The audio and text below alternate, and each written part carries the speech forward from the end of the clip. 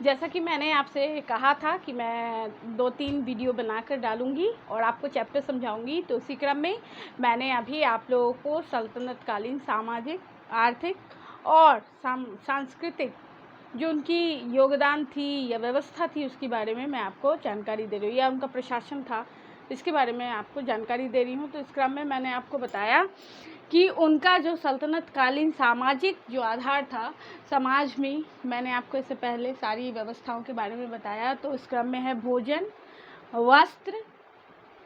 तो भोजन और वस्त्र, ये भोजन भी उस समय हम लोगों के यहाँ शाकाहार लिया जाता था, और जो सल्तनत कालीन शासक थे जिन्होंने नए धर्म को भारत में लाया था, मुसलमान धर्म, इस्लाम धर्म, तो ये लोग मांसाहारी थे। उसी प्रकार कपड़ा, रहन सहन, पहनावा, ये सब में भी अंतर था। हमारे घर में हिंदुओं के यहाँ पुरुष धोती कुर्ता पहनते थे और स्त्रियां साड़ी पहनती थी, और जो सल्तनत कालीन शासक थे उनके समय का जो पहनावा था, वो पहनावा क्या था? तो पहनावा था शेरवानी, कुर्ता पैजामा और सलवार कमीज़, कुर्तियाँ, शरारा। तो यानी कि ड्रेस, कपड़ा, खाना, ये सब का कॉन्सेप्ट अलग अलग था।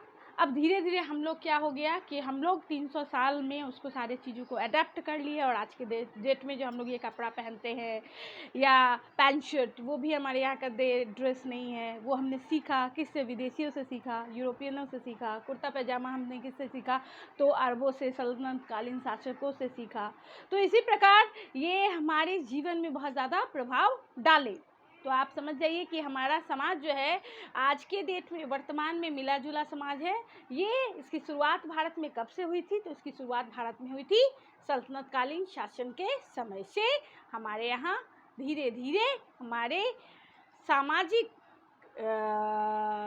सिस्टम में, सामाजिक जो हमारा प्रक्रिया था उस सब में बदलाव हुआ, और उसी प्रकार अब इसको हम और कंटिन्यू करेंगे, और आशा करती हूँ मैं आपको और इसके बारे में 2-3 जानकारियाँ और दे दूँ। इसमें एक टर्म है एकता व्यवस्था। ये एकता व्यवस्था कहाँ थी? तो ये एकता सिस्टम था, राजा लोग विशेष अधिकार देते थे। एकता था एक ऐसा प्रोविज़न, एक ऐसा माध्यम जिसके माध्यम से वो प्रशासन के जो बड़े पोस्ट के लोग थे उनको वो ज़मीन दिया करते थे, और बड़ा बड़ा ज़मीन ग्रांट करते थे। इसमें जो पदाधिकारी थे वहाँ वो जाकर रहते थे, वहाँ खेती बाड़ी करवाते थे, वहाँ फल फूल वगैरह का उत्पादन करवाते थे, और फिर वहाँ अपना जीवन यापन करते थे। तो वो ज़मीन थी एकता। बाद में जाकर ये ज़मींदारी में भी कन्वर्ट हो गई। तो ये आप अगले चैप्टर में जानेंगे, ठीक है? अगला चैप्टर नहीं, अगले क्लासेस में जब मुगल्स के बारे में मैं पढ़ाऊंगी तब इसके बारे में आप और जानेंगे कि एकता को उसके बाद उन्होंने किस खंड में बांटा। तो एकता व्यवस्था भी प्रशासन का एक केंद्र था। और इस क्रम में और 2-3 टर्म है, तो वो भी टर्म मैं आपको बता देती हूँ। जैसे कि ज़मींदार, ज़मींदार यानी वो एकता जिनको ज़मीन ग्रांट हुआ था वही लोग ज़मींदार की तरह काम भी करते थे। यानी वो किस निकाय में काम करते थे? तो राज्य जो था सल्तनत कालीन 2 रूपों में उसका प्रशासन काम करता था। एक केंद्र का प्रशासन और दूसरा था क्या? सेल्फ गवर्नमेंट, यानी कि जो लोकल बडीज़ होता था, जैसे कि जिसको हम लोग लोकल बडीज़ के अंतर्गत रखकर जिसमें काम को देखा जाता था। जैसे इन्होंने क्या किया था?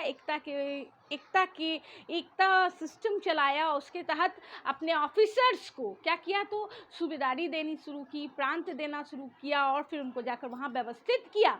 जैसे कि हम लोग अभी भी दरभंगा के बारे में सुनते हैं कि दरभंगा महाराज को दान मिला था, जो ये प्रॉपर्टी दरभंगा का सूबेदारी, ये दरभंगा का सूबेदारी उनको कहाँ से मिला था? तो मुगलों के समय में अकबर के दरबार में जो क्विज हुआ था, कंपटीशन हुआ था, वहाँ उन्होंने ये प्रांत उनके शिष्य जीते थे, दरभंगा महाराज के शिष्य जीते थे, माधेश्वर सिंह के शिष्य जीते थे। तो फिर वो लोग अपने गुरुजी यानी माधेश्वर सिंह जो उस समय उनके गुरु थे, पढ़ाते थे, उनको जाकर दिए कि गुरुजी आपने हमें सिखाया है, तो ये आपका प्रांत है, ये आप लेके जाइए। तो मुगल्स का दान की वो ज़मीन पे आकर यहाँ पे वो दरभंगा में अपना राजघराना शुरू किए। लेकिन ये किनके अंडर में थे उस समय? तो ये उस समय मुगल किसको डिफीट करके आए थे? तो सल्तनत को। यानी सूबेदारी, जागीरदारी, ये सिस्टम, ये ऐसे करके काम किया जाता था। जो लोग अच्छा काम करते थे उस ज़माने में भी उनको प्रमोशन दिया जाता था। तो दरभंगा महाराज का भी इतिहास ऐसा ही है कुछ। ये आगे आपको मैं बताऊंगी, आगे की क्लास में समझाऊंगी। तो आप जान लीजिए कि हमारा जो इतिहास है इसमें सामाजिक और धार्मिक और सांस्कृतिक विशेषताओं का बहुत ज़्यादा महत्व है। संस्कृति पर भी मैं 1-2 टॉपिक अभी आप लोगों को तैयार करके दे दूँगी। ऐसे तो हिस्ट्री किसी भी राजा महाराजा के बारे में है तो वो बहुत विस्तृत है, लेकिन कि आप लोगों का मैंने सिलेबस देखा है, उसमें कुछ टर्म है, उस टर्म के अकॉर्डिंग ही मैंने आप लोगों को पढ़ाया है कि आप लोग मेरी बात को समझें कि मैं क्या कहना चाह रही हूँ, मैं किस राजवंश के बारे में कहना चाह रही हूँ। तो जैसा मैंने आप लोगों को आज मेरा ये चैप्टर सल्तनत कालीन कंप्लीट हो जाएगा, तो आप लोगों ने देखा होगा कि मैंने इसमें कुल 4 वीडियोस दिए हैं और 4 वीडियोस में सबसे पहले सल्तनत काल का इस्टेब्लिशमेंट दिया है कि इसका इस्टेब्लिशमेंट, इसकी स्थापना कैसे हुई है, फिर स्थापना के बाद इसका विस्तार कैसे हुआ है, इसके कौन कौन से राजवंश थे, फिर इसके बाद इनकी उपलब्धि क्या थी, फिर इसके बाद मैंने आपको बताया कि इसके कितने राजवंशों ने काम किया और इसका प्रशासन क्या है। और आज मैं आपको चौथा दिन है और इसी में इसको कंप्लीट कर रही हूँ कि आज इसके प्रशासन यानी सामाजिक इनका व्यवस्था क्या था, इनका आर्थिक व्यवस्था क्या था। तो आर्थिक के बारे में भी मैं कुछ 2-3 पॉइंट, उलेमाओं के बारे में, मौलवियों के बारे में मैं आपको अगले चैप्टर में जानकारी दूंगी। और एक बात खिलजी के बारे में भी आप लोगों को बताना था, खिलजी ने क्या किया था। तो खिलजी ने, वो भी मैं अभी लिख के दे दूंगी कि खिलजी ने भारत में सबसे पहले सिंचाई व्यवस्था को सुदृढ़ किया था। वो उसका कॉन्सेप्ट था नहर बना के सिंचाई करना और खेती बाड़ी करवाना, और उसके समय में ये स्ट्रॉन्ग पॉइंट था। यानी उस समय हिंदू मुस्लिम, हिंदुओं को भी लाभ हुआ था, हिंदू किसानों को भी इससे लाभ हुआ था। तो कुछ पॉइंट्स हैं जो मैंने आपके सिलेबस को बारीकी से देखा और मैंने आपको यहाँ पे ये सब चीज़ बता दिया।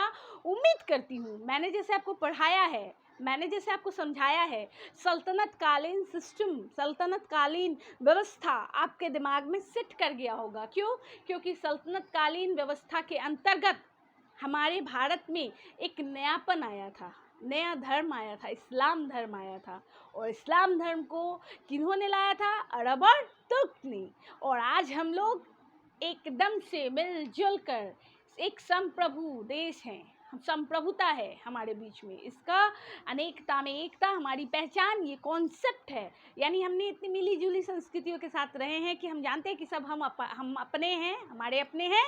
और आशा करती हूँ कि ये चैप्टर आप लोग समझ गए होंगे। ठीक है, अगले चैप्टर में मैं कुछ वीडियोस और डाल देती हूँ। ये चैप्टर आज ख़त्म हो जाएगा, अगला जो मेरा चैप्टर होगा मुगल काल, उसको पढ़ेंगे, उसको जानेंगे।